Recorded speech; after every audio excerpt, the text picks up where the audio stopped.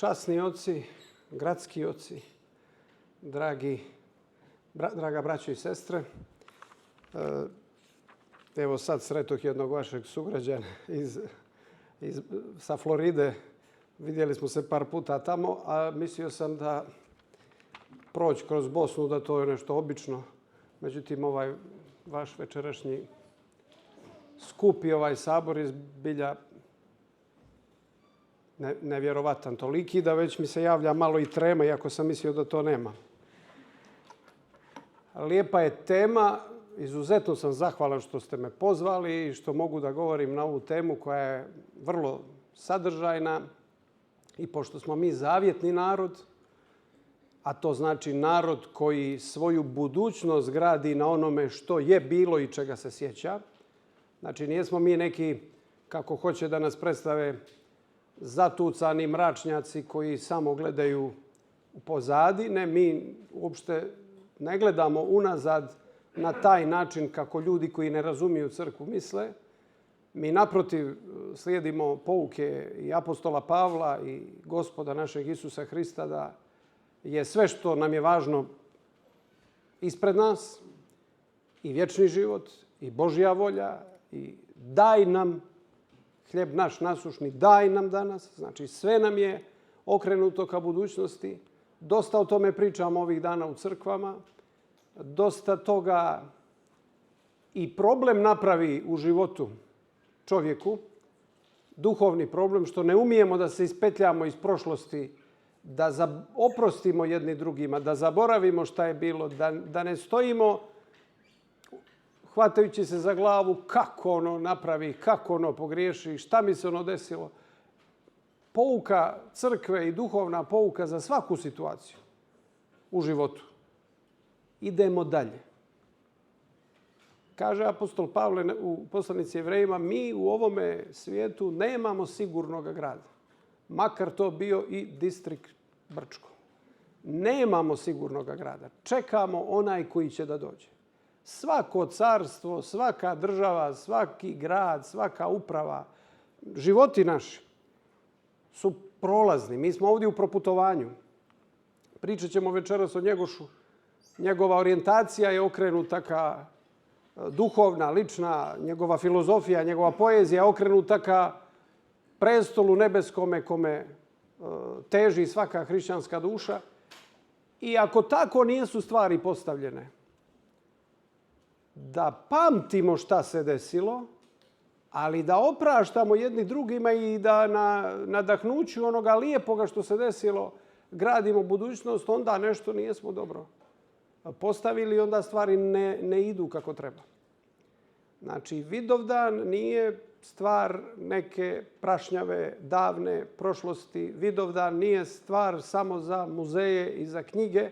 Vidovdan je stvar budućnosti jer su svi učesnici Kosovske bitke, blagočestivi knez Lazar i svi kosovski junaci, oni su, kako crkva naša vjeruje, već stanovnici budućega carstva i grada. Oni nas pozivaju ne, kažem, da se vratimo unazad, nego da pamtimo šta je bilo, da gledamo u njihov primjer, ali da se okrenemo prema budućnosti. Upravo je Njegoš tako doživljavao Kosovski zavjet.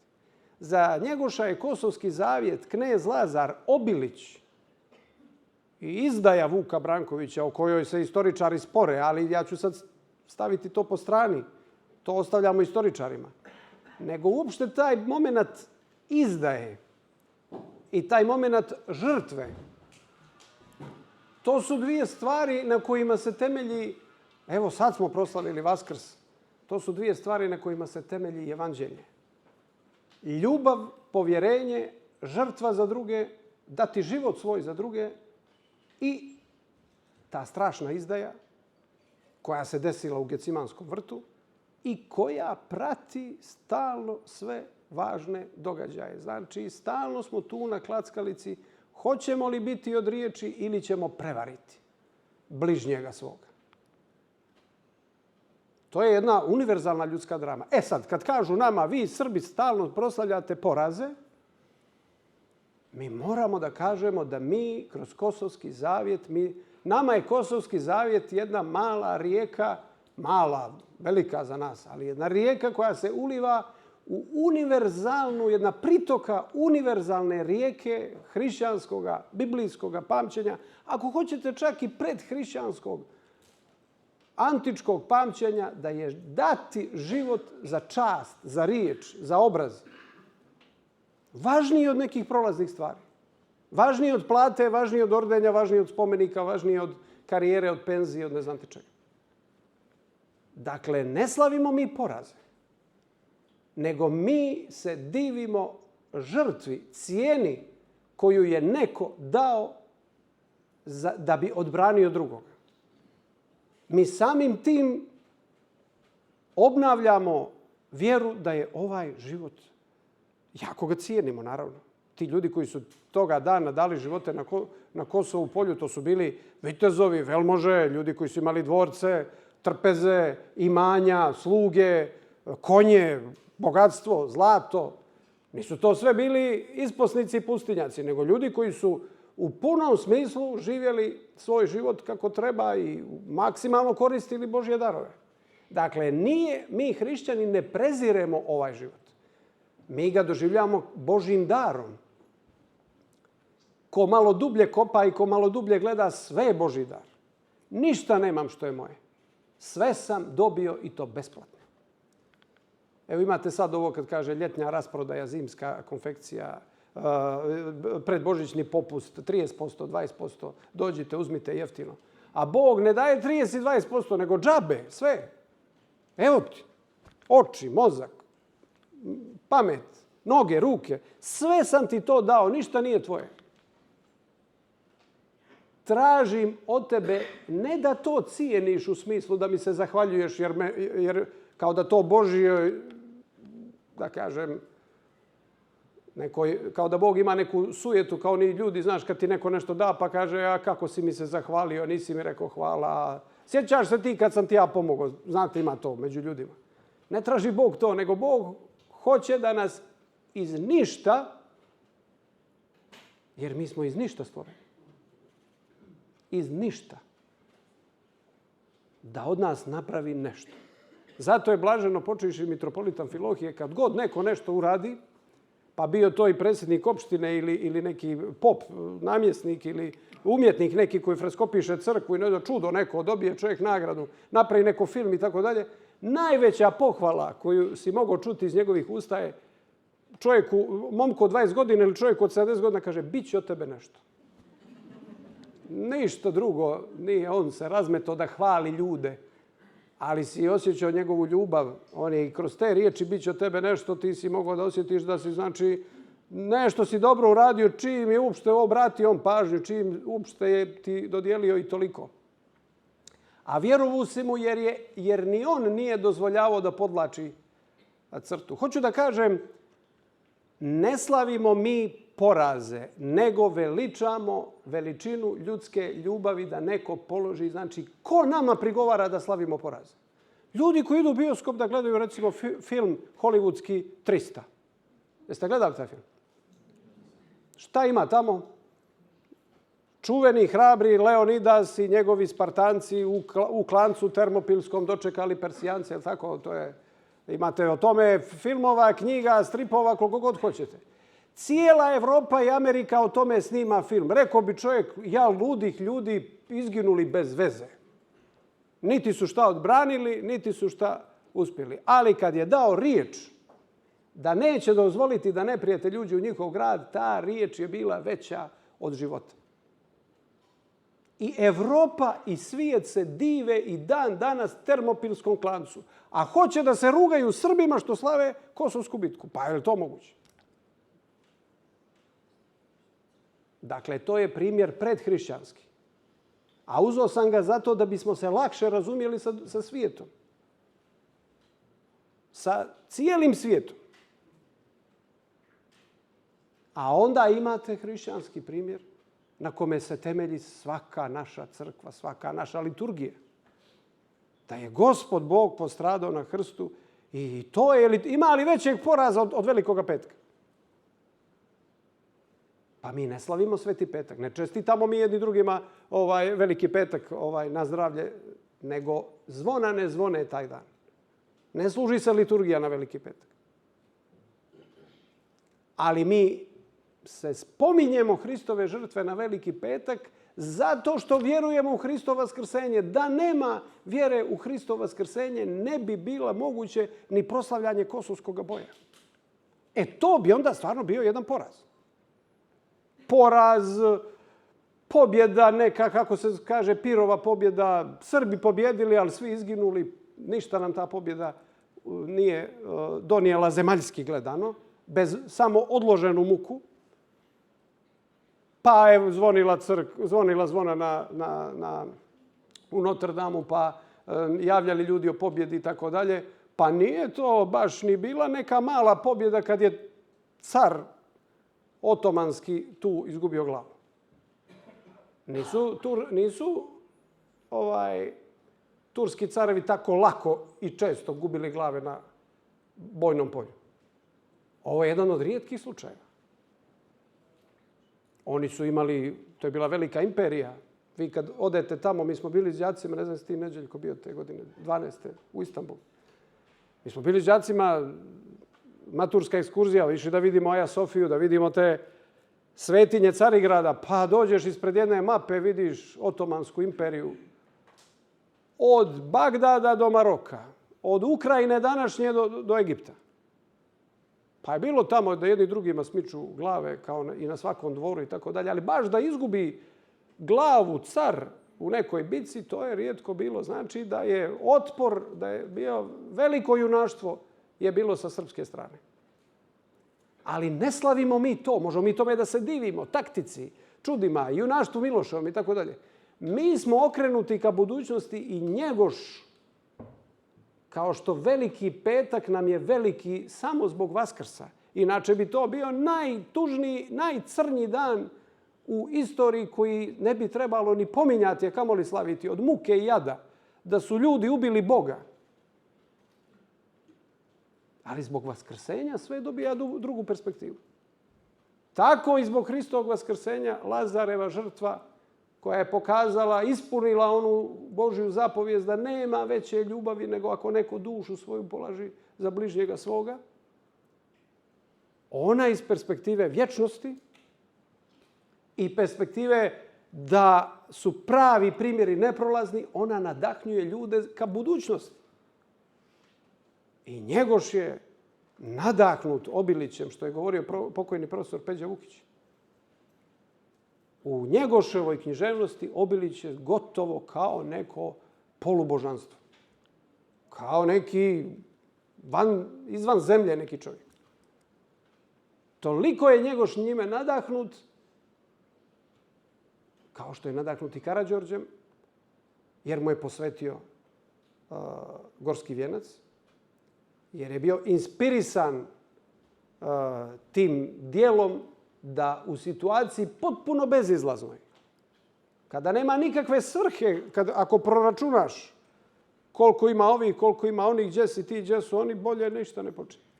U takvoj situaciji, kaže Njegoš za Karađorđa, iz maloga grmena, znate one stihove, iz grmena velikoga lafu izaći trudno nije. Lav lako izlazi iz velike šume, ima tamo dosta životinja. Ali heroju Topolskome, Karađorđu, besmrtnome, sve prepone na put bjehu. Cilju dospje velikome, diže narod, krsti zemlju i varvarske lance sruši, iz mrtvijeh Srba dozva dunu život srpskoj duši. Ne možeš ljepše to opisati nego što je Njegoš to opisao. A to je samo početak. Sad mi dolje u Crnoj Gori imamo raspravu, jesmo li mi najhrabriji ljudi u sunčevom sistemu. Pa ima nekih ljudi koji ne vole da se kaže da smo mi isto što i vi. Ima nekih ljudi koji kažu pa dobro, može i tako, a ima neki ljudi koji kažu Brčko, Podgorica, to je sve isto i tako dalje. Sad ti tu imaš, danas čitam, baš Njegoša pita da li Medaković ili nekog od njegovih saradnika kaže, jesi ti upoznao Crnogorce? Kaže on, jesam. Ja sam im gospodar, evo 20 godina i duhovni vladar i čini mi se, bliži mi se život kraju, mislim da ih još nisam upoznao i to je To je specifično nešto. Biće riječi o tome. Biće riječi o tome kako je Njegoš shvatao šta je Crna Gora vezano za Kosovo. To će možda najslikovitije da opiše Njegošev nasljednik na tronu crnogorskih vladara, kralj Nikola, kad kaže za Cetinje, za Cetinski manastir. Kaže, sve svetinje ispod šare, sva znamenja i svetinje sabrana su ovdje kod nas pod Lovćenom na Cetinje. Te svetinje ispod šare, znate na što mislim? Na svetinje Kosova. Njegoš će jednom od svojih ljudi, a mnogo se dopisivo, tada nije bilo interneta, Njegoš nije imao Instagram ni Facebook profil, nego jedno pismo piše u proljeće dok je ono stiglo tamo do toga, pa dok mu ovaj odgovori, u toku jedne godine eventualno 2-3 pisma i to su književna djela. Nema tu piši briši kao na mobilnom telefonu pa smajli da ti pošalje nešto. Nego moraš emociju da uneseš u svaku riječ, u svaku zapetu.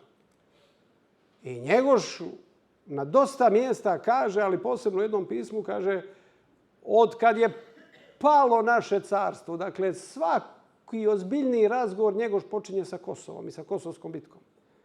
Od padenija, kaže, našega carstva, neki moji preci koji su pretekli i koji nisu poginuli od agarijanske ruke, sklonili su se u ove gore. Misli na Crnu Goru. A onda će to piše u pismu.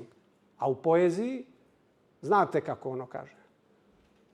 Što uteče ispod sablje turske, što na pravu vjeru ne pohuli, što se neće u lance vezati, to se zbježa u ove planine, da junački amanet čuvamo, divno ime i svetu slobodu. Dakle, za Njegoša je nesumnjivo Crna Gora kosovski zbjeg. To što je preteklo tu strašnu žrtvu kosovskog boja, to se sabralo na Cetinju i zato će Njegoš najhrabrijim Crnogorcima, a to znači svima, da dodijeli na grudi Obilića medalju. On će da je iskuje i on će da je naznači za najveće junaštvo Obilića medalja. Sad zamislite kad morate danas nekome, a ima tu i pismenih glava i obrazovnih ljudi, da objašnjavate pored toga kakva je veza između Crne Gore i Kosova.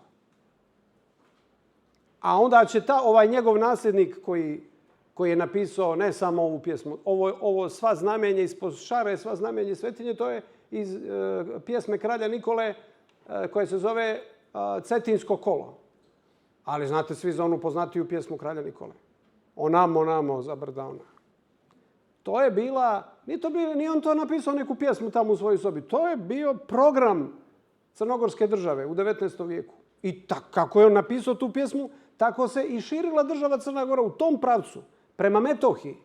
I posljednje velike pobjede crnogorske vojske u Balkanskim ratovima vezane su za oslobođenje Peći, Dečana i Đakovice. Pa i to moraš danas da objašnjavaš nekom. Ima ljudi koji misle da je kralj Nikola bio drogiran. I sva njegova vojska i da oni nisu znali kud idu. Pa Sveti Petar Cetinski je pisao o Karađorđu, o knezu Lazaru, o izdaji Vuka Brankovića. Pa Njegoš je pisao o tome. Pa se ovih dana proslavlja se bitka na Grahovcu, ona je bila na Spasovdan. Pa je bila opjevana već od učesnika Kosovske bitke, Grahovačke bitke, kao osveta Kosova. To je knjaz Danilo i vojvoda Mirko, otac kralja Nikole. Pa da vidite poeziju vojvode Mirka kakva je. I onda na kraju kralj Nikola. I onda se nađe neko pa kaže, pa šta ti, pope, pričaš kad Njegoš nikad nije bio na Kosovu? Pa ono stvarno vidi nije nikad bio. Pa ja kažem, nije bio nikad ni u Podgorici. Pa šta ćemo sad? Ni u Nikšiću, ni u Baru. Nikad. Sve je to bilo tursko u vrijeme Njegoša. Ali je zato stigao svojom riječju, svojom mišlju, svojim nadahnućem. Sad sam izjavio za televiziju tamo. Malo su me dočekali sa mikrofonima novinari, pa nisam znao šta bi bilo najupečatljivije. Znam kako se televizija gleda. Ako ne kažeš u 2 riječi što si imao, neće niko ni da te sluša. Njegoš kaže, al su Mišca i ime crnogorsko uskrsnuli sa kosovske grobnice gdje Obilić nad sjenima vlada. Treba li ovo objašnjavati? Da je bio na Kosovu. Imate ljudi koji jedu na Kosovu, ništa ne vide. Ništa ne prime. A on nije bio tijelom, ali bio duhom. Priča Ljuba Nenadović u svojim čuvenim pismima iz Italije. Ako niste čitali, obavezno pročitajte. Ugasite serije španske, turske i ostale. Ja znam da ste vi distrikti, da ovdje ima raznih uticaja i treba i lijepo je živjeti u različitim kulturama. Nemamo ništa protiv toga. Ali pročitajte pisma iz Italije Ljube Nenadovića kako se družio s Njegošem, kako su bili u Napulju, kako su bili u Rimu, kako su bili u Veneciji i tako dalje. I sretne tu Njegoš jednog čovjeka iz Vojvodine i pita ga odakle si ti, Srbine? Pa ja nemam kuću. Bio sam tamo, bio sam vamo, nemam kuću, kaže. A Njegoš kaže mu Njegoš, nema niko od nas kuću. Izgorela nam je na Kosovu. Znači, u pismima, usmeno, kad bi ljude sretao, u svojim književnim dijelima, Njegoš je obuzet Kosovo. Ali da ne bi bilo da vam je došao pop Gojko da vam priča o Njegošu i Kosovu, najoduševljeniji stvaralac tom vezom Njegoša i Kosova bio je niko drugi nego, kako kažu, šjor Ivo Andrić, dobitnik Nobelove nagrade. On je oduševljeno pisao. On je rekao za Njegoša da je on tragični junak kosovske misli. Dakle, ovo vam ne pričaju popovi, a i da pričaju treba popovi. Kažu, slušaj popa šta priča, ne gledaj ga baš sve šta radi, ima to svoje objašnjenje. Ali, i da priča ništa, ali hoću da se pozovem na većeg od sebe, kad je u pitanju književnost. Ivo Andrić je oduševljen. I on prenosi zapis, u jednom svom dijelu prenosi zapis Ljube Nenadovića koji kaže, idući po Crnoj Gori, on je sretao ljude koji idu, koji nose tovar, koji rade seljačke poslove, koji vode konje, jašu konje, seljake po Crnoj Gori. I kažu, naša je muka počela na Kosovu. To je od njih čuo. To je bilo usmeno predanje u narodu. I to je u mojoj porodici. Moji su iz Cuca. To je blizu Cetinja, jedna oblast, malo onako pasivnija. Tu kad vidiš livadu, to ti je kao da si vidio rijeku Nil.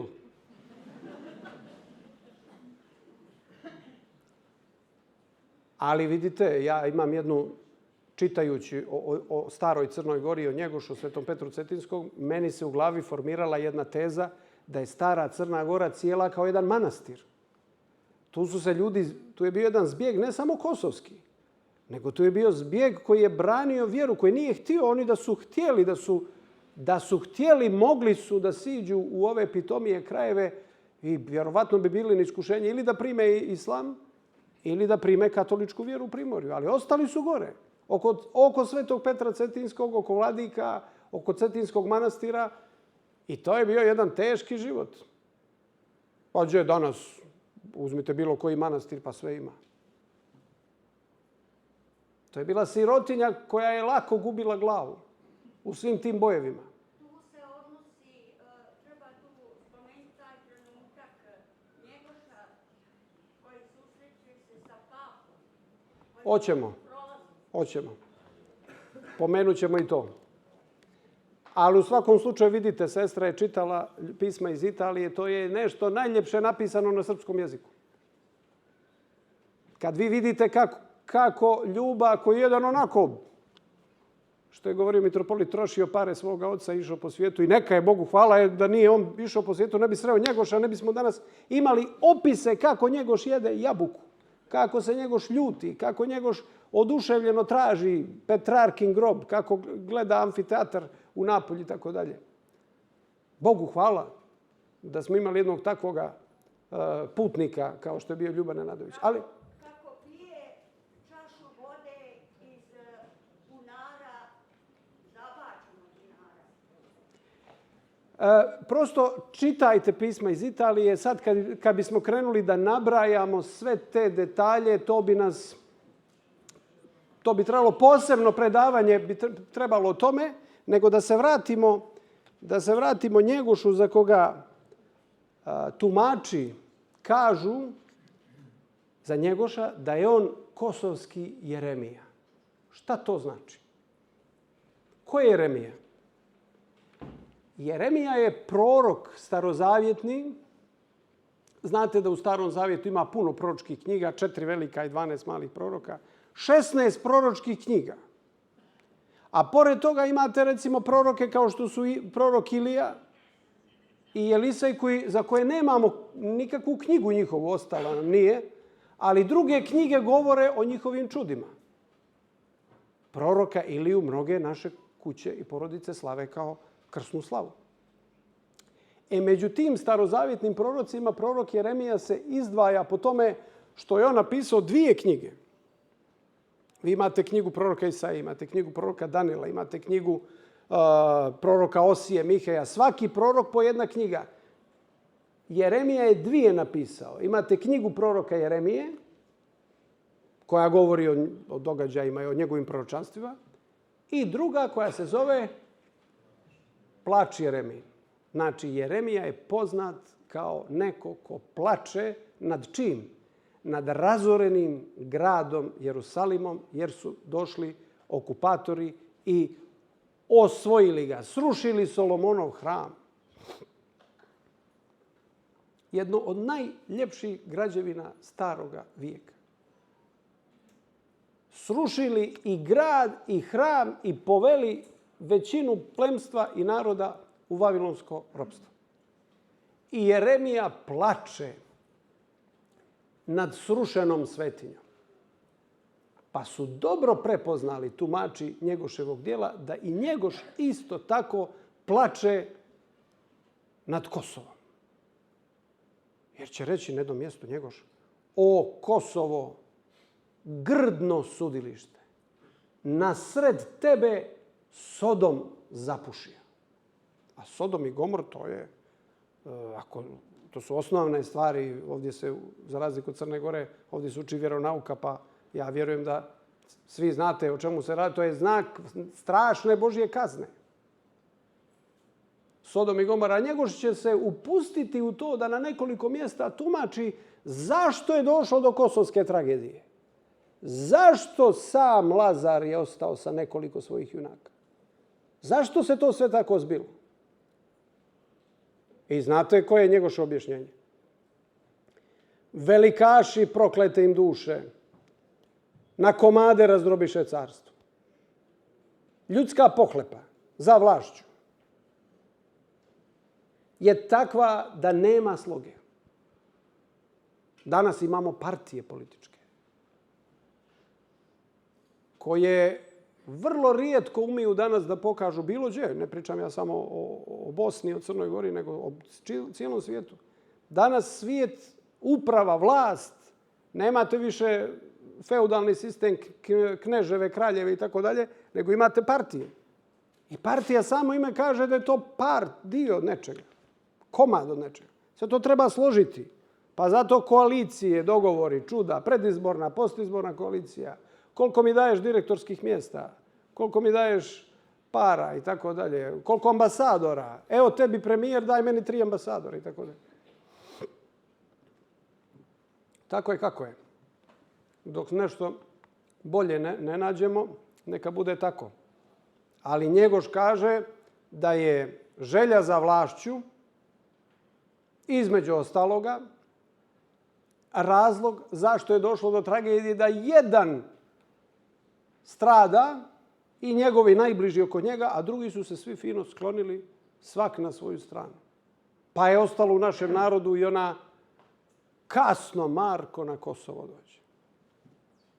Kad nemaš jedinstva, nemaš ni organizacije. Treba svi da budemo kako bismo služili liturgiju da nismo svi na jednom mjestu u isto vrijeme. Ne bi mogla biti liturgija odslužena. Može narod da dođe, ali dok pop ne dođe, znate kako ide opet ona stara. 300 bez popa ništa. To je ostalo, ja ne znam za bolje objašnjenje, ali to je ostalo od liturgije. Napuni se cijela crkva, ali ako pop ne dođe, ne može početi. Zato popa treba paziti. Da mu se nešto ne desi, da mu ne pozli. Morate paziti popa. Dakle, Njegoš je kosovski Jeremija, jer njegovo djelo, kako počinje recimo lažni car Šćepan Mali, posebno neko djelo. Ja neću sad ulazim u tumačenje svih tih njegovih djela, ali kako počinje, učinilo se Crnogorcima da je među njih došao ruski car. Znate za temu te.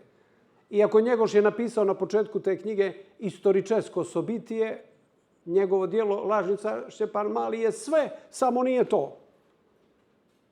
To je jedna drama koju on na osnovu, on je prikazao čovjeka koji je prevarant i koji je uspio da se prikaže kao ruski car. A šta će, baš taj narod u Crnoj Gori je bio odsječen od svijeta. Jedini izlaz u svijet mu je bio Kotor. Kotor kao grad koji nikad nije pao u turske ruke. Držali su ga Mlečani, a poslije Austrije. I povjerovali su. Pa sad Njegoš počinje od te scene kako dolazi taj čovjek i sad ovaj koji pjeva, on misli da vidi ruskoga cara. I počinje.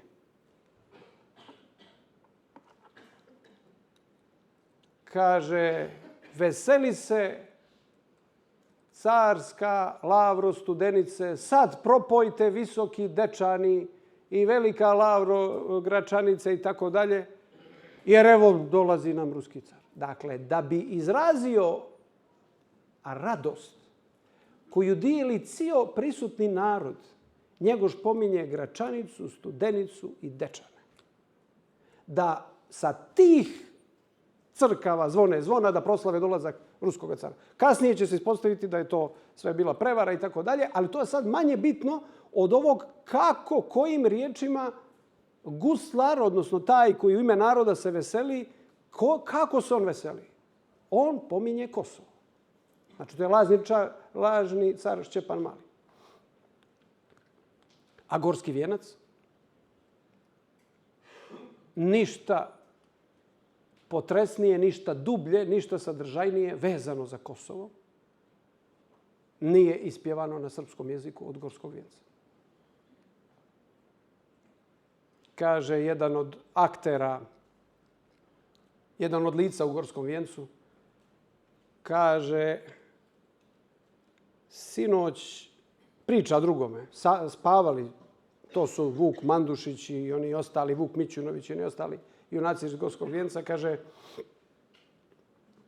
noćas na san Obilić proleće preko ravnog polja Cetinskoga.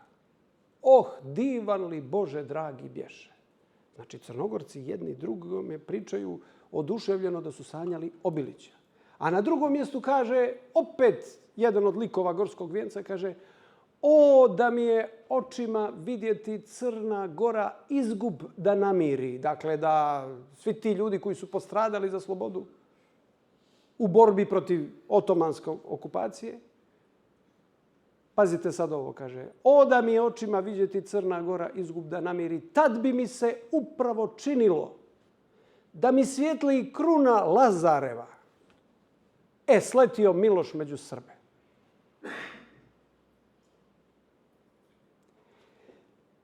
Znači, Njegoš Obilića i Lazara stavlja kao motiv i kao ideal koga treba dosegnuti.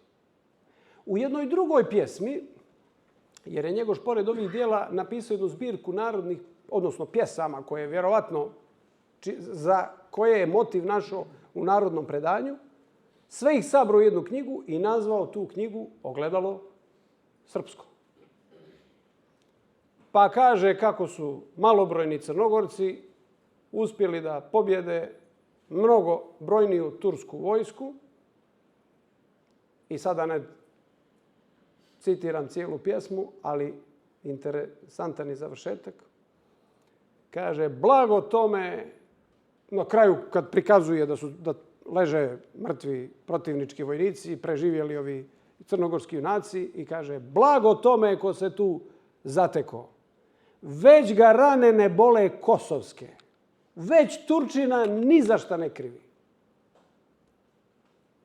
Jer je to bila ta neka mala bitka, mislim, ne može se porediti sa kosovskim bojem. Taj neki u nekom selu hajdučki upad u neku, kako kaže njegov, tursku ordiju. Ali je toliko snažan bio motiv tih malih bitaka, tih malih uspjeha po tim, da tako kažem, crnogorskim klancima, da to Njegoš izjednačava sa osvetom Kosova. Kaže, već ga rane ne bole kosovske i već Turčina, nemamo nikakav više problem. Namirili smo se. Toliko je bila ubjedljiva ta pobjeda.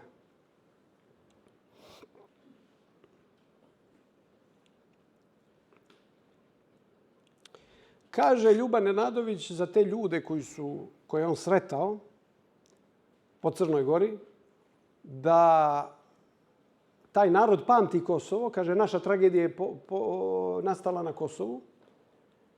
I taj narod krstu služi, a Milošem živi.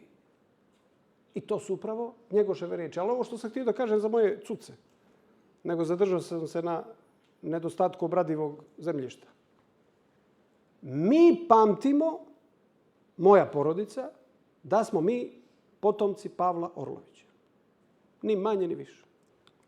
A nismo to samo mi, Perovići. To su Krivokapići, to su Simovići, Kneževići i mnoge druge crnogorske porodice.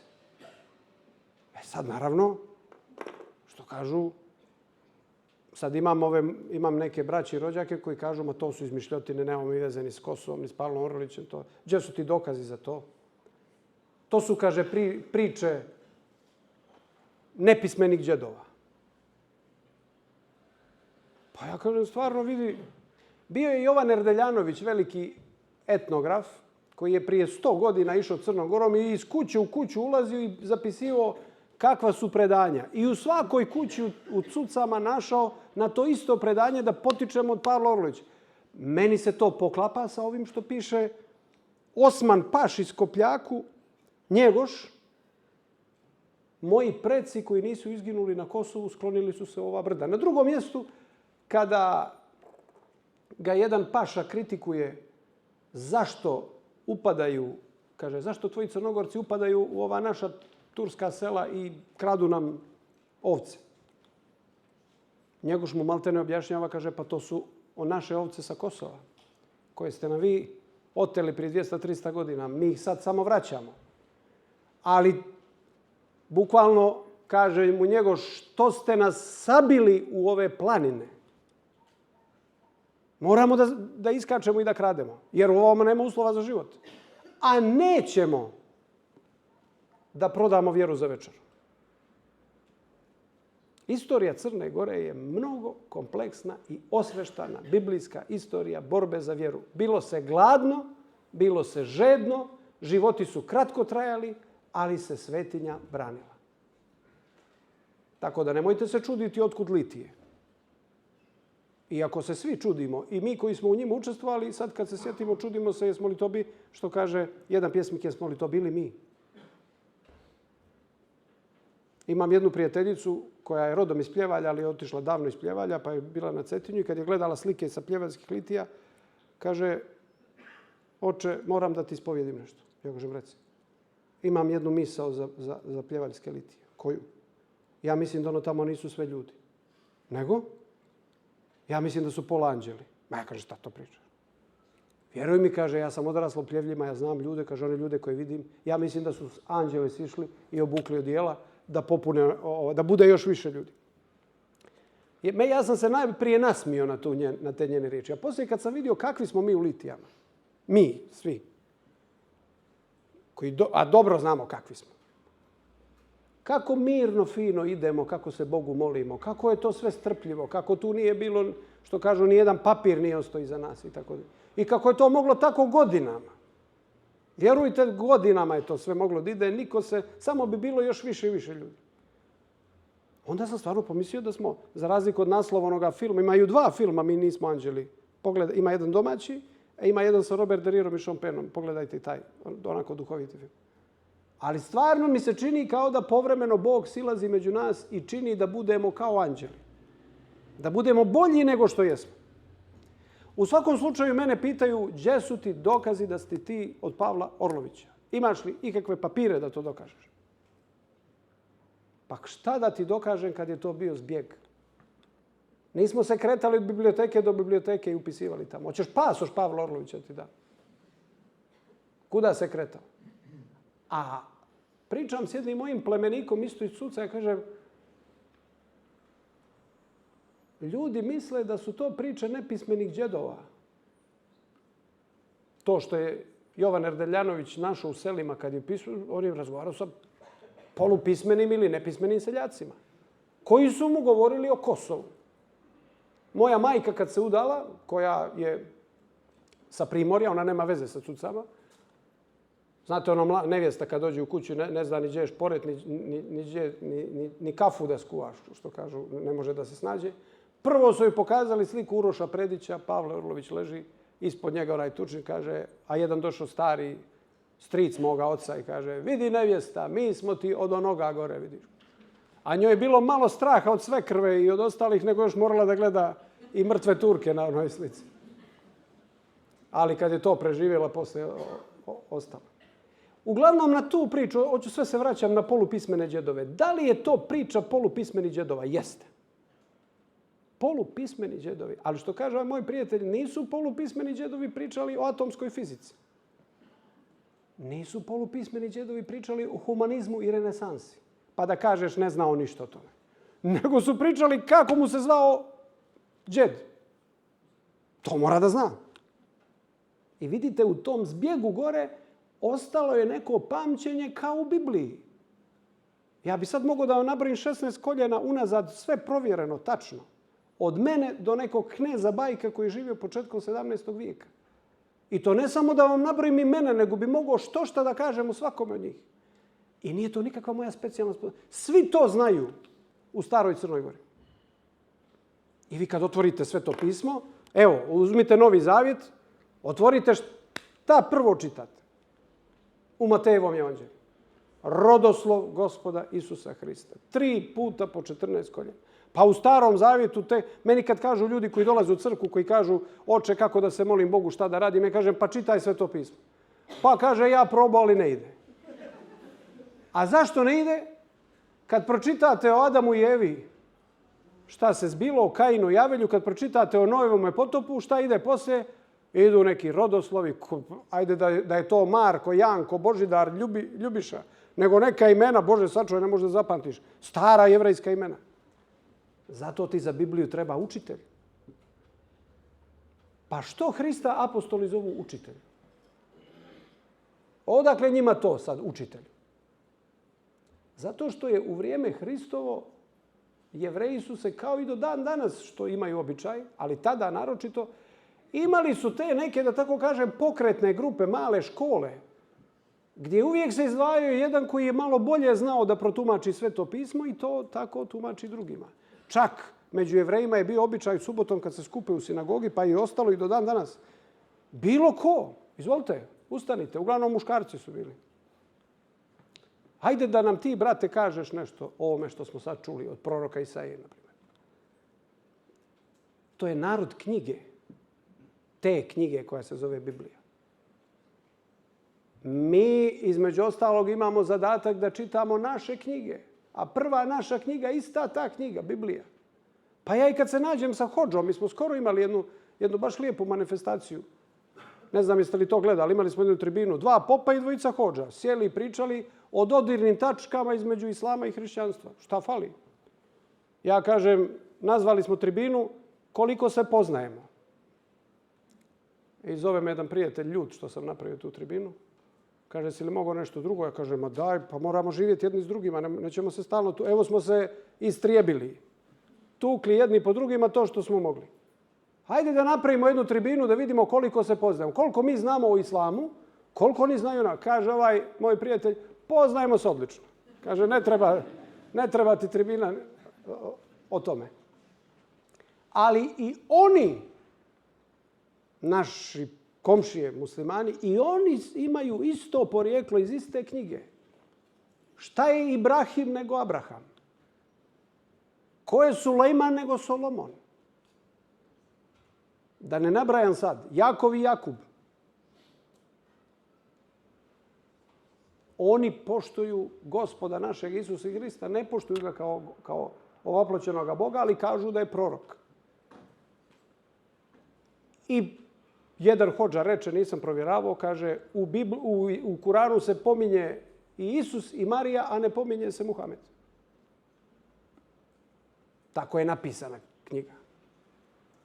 Interesantno je to znati. Pa pogledajte našu epsku poeziju. Kad se sretnu vitez Srbin i vitez Turčin, jedan drugoga Bogom zaklinju. I jedan drugome daju Božju vjeru da će nešto biti ili neće biti. Ima taj neki zajednički osnov. Mi smo dužni bar da pročitamo naše knjige za početak. Da mi poznajemo našu vjeru. Ko poznaje svoju vjeru, razumijeće i tuđu. Mi imamo baš kod Njegoša, kad o Njegošu pričamo, jedan potresan moment kad su komunisti smislili da oni bolje znaju šta je Njegoš htio nego Njegoš, jer je Njegoš napisao sahranite me u crkvi. Njima je palo na pamet da sruše crkvu i da naprave mauzolej.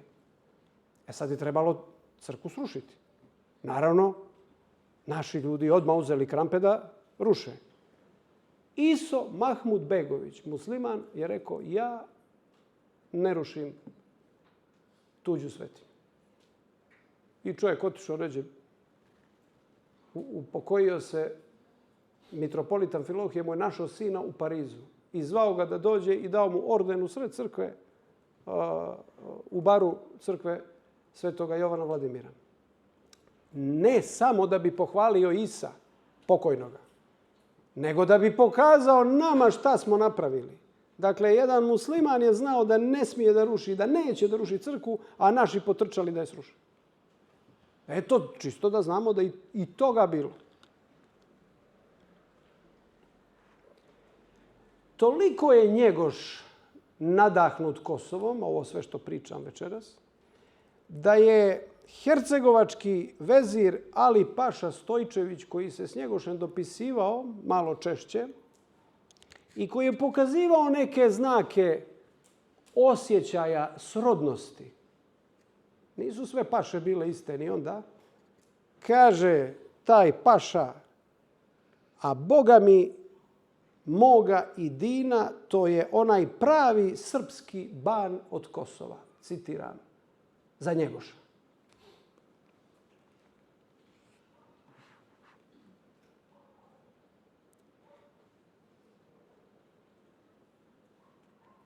Sad, što se tiče Obilića medalje i što se tiče, znate kako ono Njegoš sve opisuje, šta Leonid hoće, pa ovaj Leonid iz Termopola, kaže šta hoće on, kaže kad Obilić stane na poprište. Obiliću ko ti ne zavidi, ti si žrtva blagorodnog čustva, vojinstveni genij svemogući, koji, kaže, svojom mišcom carstva razdraba.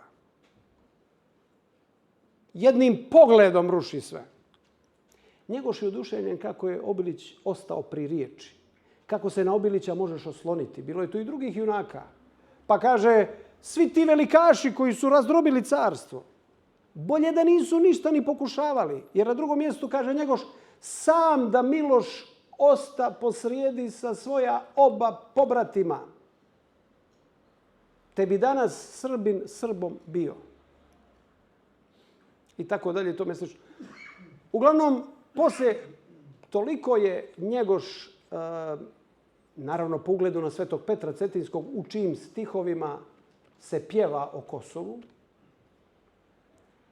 O Kosovu govori istorija Crne Gore mitropolita Vasilija Petrovića u sredini 18. vijeka, dakle to je 100 godina prije Njegoša. Pa vladika Danilo pominje kosovske junake, to je početak 18. vijeka. Dakle, ti vidiš da je to ta tradicija koja je u narodu i kroz ove priče o precima našim. Da li smo od Pavla Orlovića, da li je to taj Pavle Orlović koji stoji na slici Uroša Predića ili je to neko drugi? I kakvi su ti junaci? Je li on poginuo ili je neki njegov brat preživio? Pa mi imamo predanje zbilja da smo sa Kosova došli u Hercegovinu, a iz Hercegovine u Staru Crnu Goru. Tako su nastala brojna bratstva u Katonskoj Naki. I to predanje se čuva. I zato meni kaže igumanija Pećka prije jedno 10 godina kad smo bili đacima, poslije kako nisu đaci iz Bosne, ne znam mogu li sad. Kako ne može se dobiti viza za ulazak na Kosovo. I onda smo, ali dok se moglo išli smo, i ona mi kaže najviše nam dolaze iz Crne Gore poklonici. A jedan naš prijatelj, profesor u San Francisku, je pričao na danima vladike Atanasija prošle godine da je odlučio, kupio kartu iz San Franciska da ide na Gazimestan na Vidovdan i tamo zatekao 3 autobusa samo. Na Vidovdan. 2 iz Berana i 1 iz Podgorice. Što kažu, da smo šašavi, da smo ludi, jesmo, ali bar nekako u nama stoji to predanje predaka i mi se toga ne odričemo. Zamislite kako je to bilo interesantno u prvim udžbenicima, prvih škola u Crnoj Gori u 19. vijeku. Bilo je zapisano da su, naravno, postojali neki udžbenici s kojima se učilo o Kosovu, o knezu Lazaru, o Milošu Obiliću, ali, kaže, učitelj je u programu imao prvo da pita dijete šta je kući čulo o Kosovu. Tada. Znači, računalo se s tim da se već u porodicama znaju ko je Vuk Branković, ko je Miloš Obilić, ko je knez Lazar, ko je car Murat, šta se desilo. I računajući na to, odvijala se nastava u prvim crnogorskim školama. Zato smo mi, uz Božju pomoć, prošle godine formirali gimnaziju, pravoslavnu gimnaziju Svetog Save u Podgorici. To nije bogoslovija. To je gimnazija prava, kao sve ove druge gimnazije. Fizika, hemija, matematika, informatika, biologija, istorija, sve. Ali imamo i 2 vjerska predmeta koja su kao izborni predmeti se zovu. Jedan je katehizis sa ovim stvarima iz Svetog pisma, a drugi je crkveno-slovenski pojanj, ali one osnovne stvari što kažu kad uđe čovjek u crkvu da bar može da razumije šta pjevaju, da može da pročita natpis na crkvi, eto toliko da zna. Hoćemo da nam ne budu samo sveštenici obrazovani, nego i da budući pravnici, inženjeri, piloti, astronauti, doktori, da i oni, jer poslije završene pravoslavne gimnazije plan je takav da sa tom diplomom možeš da ideš na bilo koji fakultet. I sutra će to biti obrazovani ljudi koji neće obavljati svešteničku službu, ali će se vaspitati u duhu pravoslavne vjere. I trenutno smo smješteni u jednoj zgradi koja može da zadovolji da tu bude 1 ili 2 razreda maksimalno, a pravi se veliki kompleks u drugom dijelu grada gdje će biti crkva Svetog Save, bit će amfiteatar, bit će fiskulturna sala, bit će učionice i sve. I eto, to će biti, pored jedne jedine gimnazije koja je do sad bilo u Podgorici, druga gimnazija u gradu. Hoćemo da uradimo ono što danas dolje još uvijek među nama ima neki komunistički duh koji kaže ne idu crkva i nauka zajedno. A ti pođeš bilo gdje, u Ameriku, u Englesku, u Njemačku, u Skandinaviju. Sve katoličke, protestantske škole, sve ide se u crkvu, zvone zvona, djeca normalno idu. Vidiš Kineze, Pakistance, razne rase, svi idu u katoličku školu. I mogu da, ako hoće, da pohađaju bogosluženje. nas je neko... Mi politiku Amerike i Evrope gledamo samo kroz ono što do nas dolazi prvo i što nas mlati po glavi. To je njihova spoljna politika. Ali uznutra oni su jako vezani.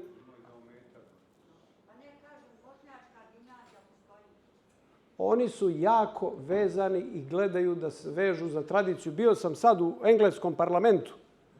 Imaju oni jedan dan da može dođe bilo koji građanin tamo.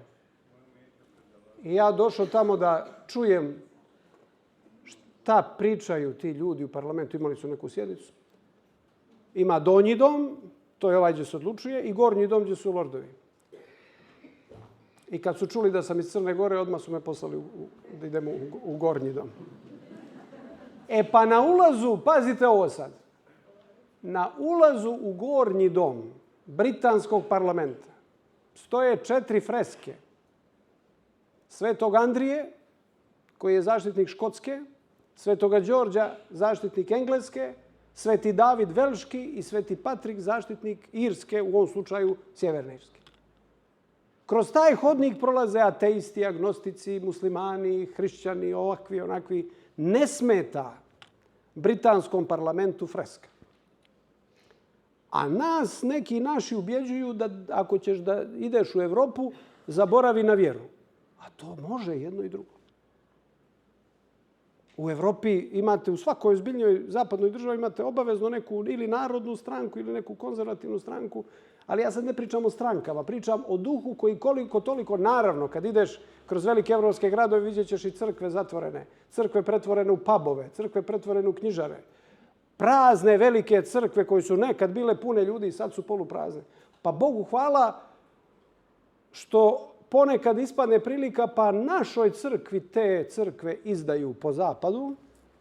To znate svi. U Beču, Berlinu, u Dortmundu. Izdaju te njihove prazne crkve koje im više ne trebaju i sad se u tim crkvama služe, Bogu hvala, pravoslavne liturgije. Ali šta sam vidio sad u Engleskoj? Da i u ovim njihovim protestantskim crkvama, koje su još uvijek anglikanske crkve, svuda ima neka pravoslavna ikona. Baš ono na crkveno-slovenskom ili na grčkom napisano. Kao da sve te ogromne prostorije u kojima više nema ljudi onoliko za koliko su pravi, kao da su te ikone tu kao neka mala vatra zapaljena koja ih podsjeća na nekadašnje jedinstvo hrišćanske crkve i na pravu vjeru. I da završim ovo predavanje o Njegošu i Kosovu i o Ivu Andriću koji je oduševljen Njegoševom vjerom. Sve to, braćo i sestre, nije neko sad, da kažem, srbovanje. Mi Srbi imamo kneza Lazara i Obilića, mi bolji od drugih i tako dalje. Ili imamo i mi svoje, oni tamo svoje, mi svoje. Nije naša vjera takva da se dilimo po nekim ćoškovima, mi pravoslavni. Nego da svak na svom jeziku izrazi onu istu jednu istinu koju će Njegoš da opiše riječima da vaskrsenja ne biva bez smrti i koju će da opiše još jačim riječima, za koje Ivo Andrić kaže da ne postoji jače lozinke u svjetskoj književnosti. U svjetskoj književnosti. I potresnijeg izraza na srpskom jeziku nego kad Njegoš kaže neka bude što biti ne može. A na što se odnosi to prije svega? Pa šta ne može biti? Pa ne može biti kad neko umre da više ima života. A naša hrišćanska vjera je upravo na tome zasnovana.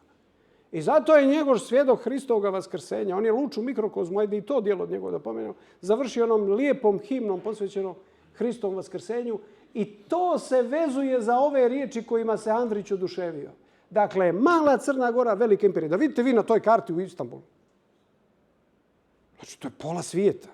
I mala jedna tačka crvena na toj karti Crna Gora. Baš mi je bilo milo kad sam to vidio. Odmah sam slikao da pokažem. Prvo sam tašti u Srbiji poslao da vide s kim imaju posla.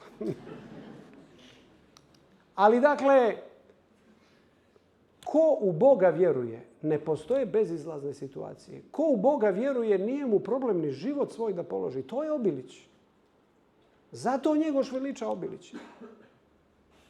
Zato što mu je riječ i odnos prema knezu, prema porodici, prema svome rodu koji brani, važniji od prolaznog života.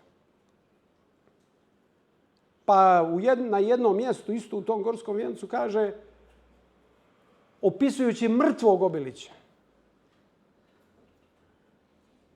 Sad ne znam baš hoću li sjetiti svi stihova, kaže, gordo leži junački vojvoda, kipe mu iz grudi još, lipti mu krv.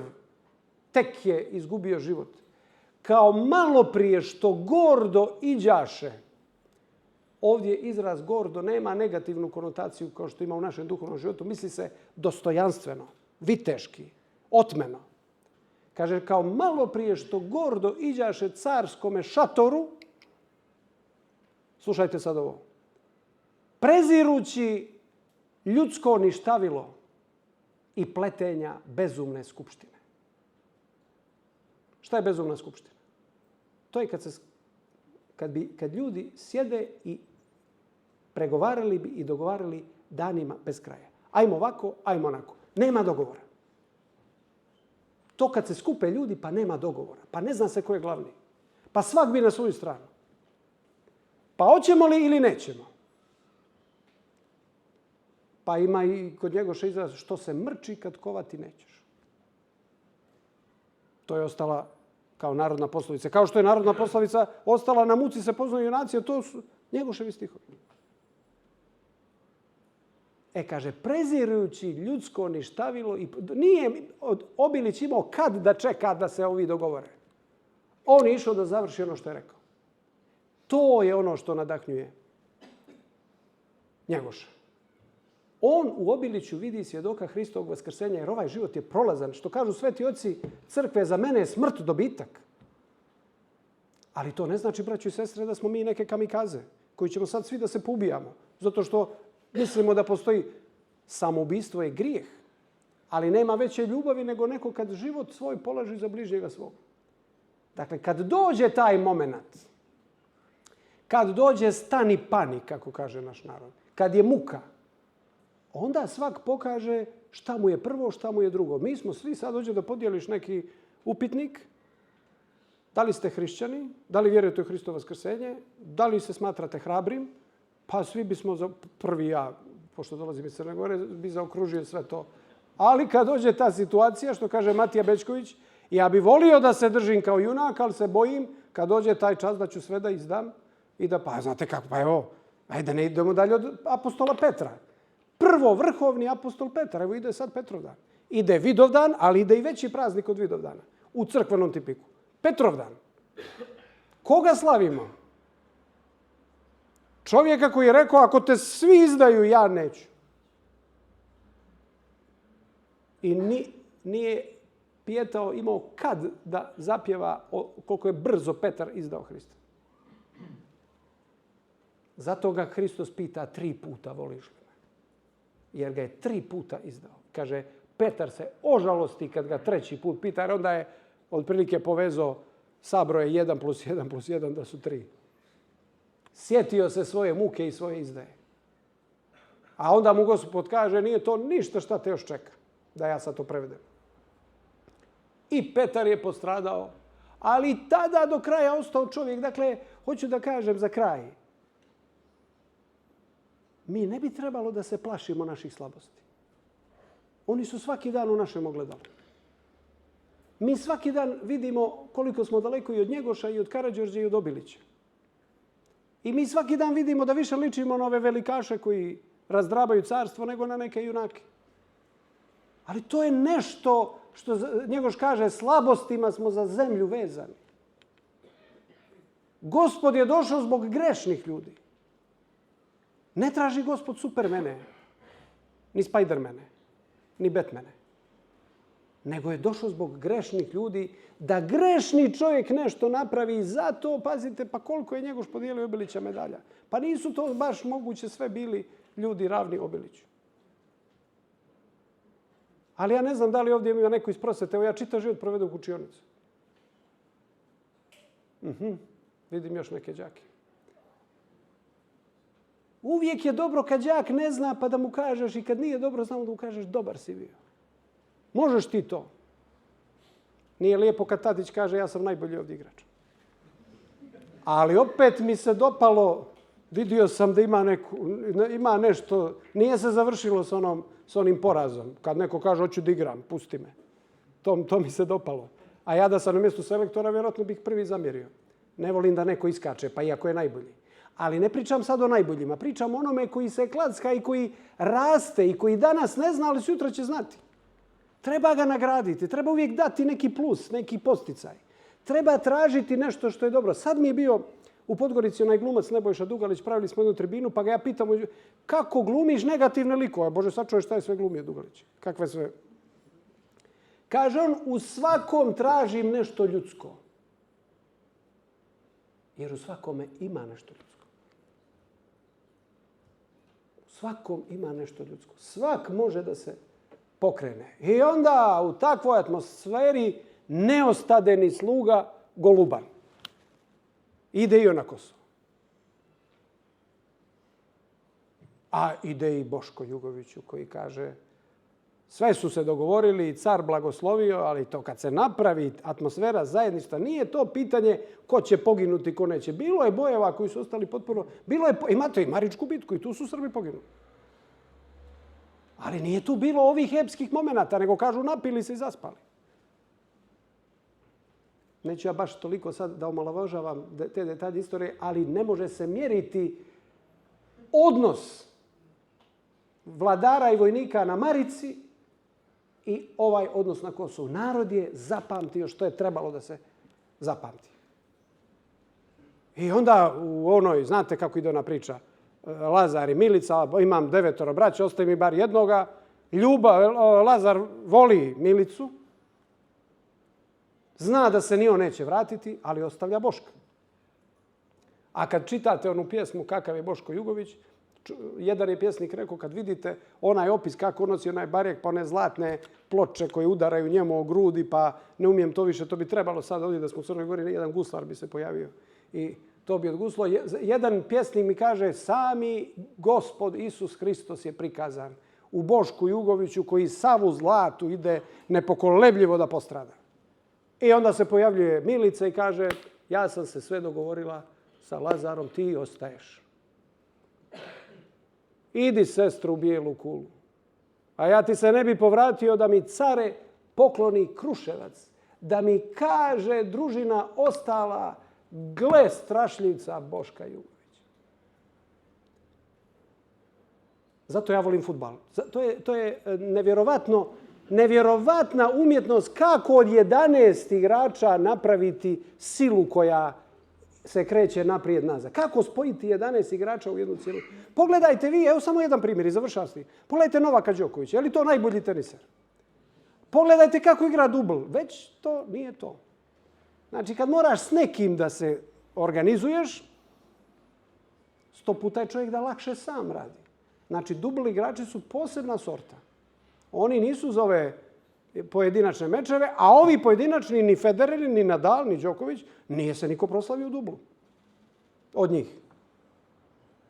Zato, kažem, volim fudbal jer je to umjetnost kako uvezati 11 ili 15, treba i ovaj na klupi što će, vidite, ljuti, pola klupe ljuto što ih nije uveo. Pa ovaj ljut što izlazi. Pa i ja da sam mogao da sletim tamo i da kažem ostavi Mitrovića do kraja. Neka stoji tamo, ne diraj ga. Eto.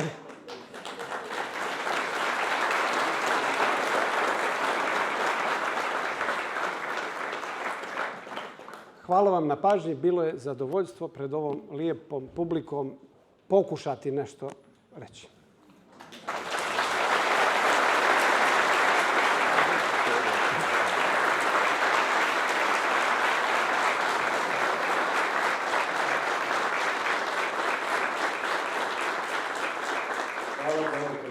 Pouke oče Gojko, ali i hvala za sve što činite za naš narod. Pa u znak te zahvalnosti, u ime konzervativnog kluba, a i sve svih Brčaka, želimo da vam poklonimo ovaj uzvišeni dan, srpsku trobojku, da je iz srpske Bosne prenesete u srpsku Crnu Goru.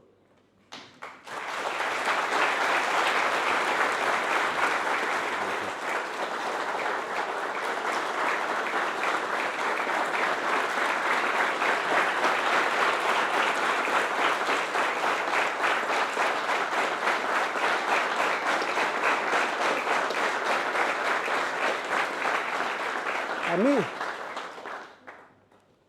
mi sad imamo jedno 10 zastava u Crnoj Gori. Ali tako je to kad je istorija bogata, pa ovako, pa onako. Ali kažu, ima nekih mojih rođaka, prijatelja, kaže, šta će nam trobojka? Ja kažem, ljudi, jeste li gledali crnogorsku narodnu nošnju kako izgleda? Gore crveno, po sredini plavo, a dolje one bijele gete, to se zove. Tako da ne moraš da izmišljaš zastavu kad ti stoji na narodnoj nošnji. Hvala.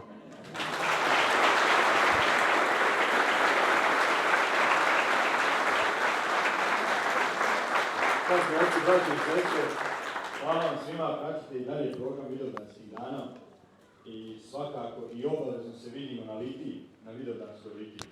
Dobar je u prizemu. Hvala.